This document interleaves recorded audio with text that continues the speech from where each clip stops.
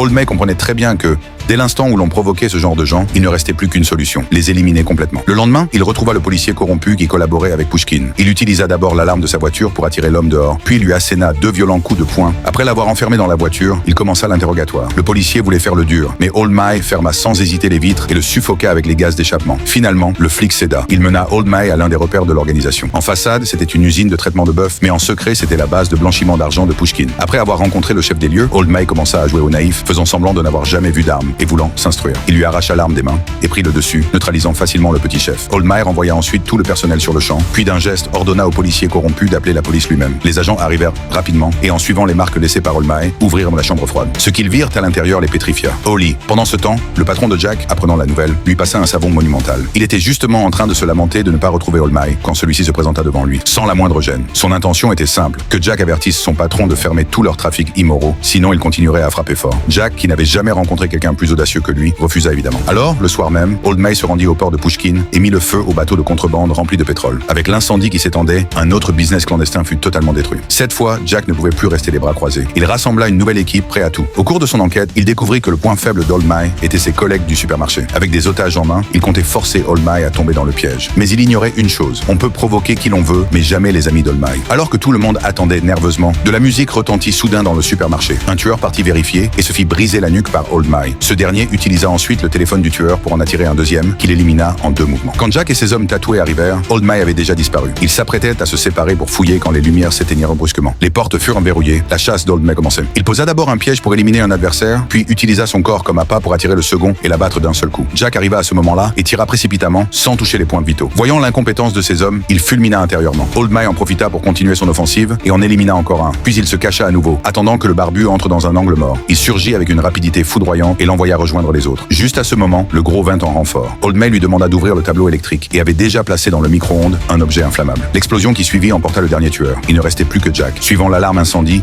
il remonta jusqu'au tableau électrique. Alors qu'il s'apprêtait à descendre le gros, il fut touché par une balle. Old May était arrivé à temps. Sans lui laisser la moindre chance de riposter, Old May leva froidement son arme et tira dans son épaule, puis rechargea d'une seule main avant de lui percer le genou. Le hurlement de Jack accompagna ces derniers instants. Après avoir réglé cela, Old May se rendit directement chez Pushkin. Profitant du moment où celui-ci prenait sa douche, il coupa la lumière. Quand Pushkin sortit pour vérifier, l'eau du lavabo avait déjà débordé et l'électricité parcourait le sol. Sans effort, le grand chef mafieux fut foudroyé. Dès lors, Old May retrouva une vie paisible. Terry, quant à lui, changea d'apparence, trouva un nouvel emploi et, influencé par Old May, prit l'habitude de lire. L'avenir était radieux et chacun avait devant soi un futur prometteur.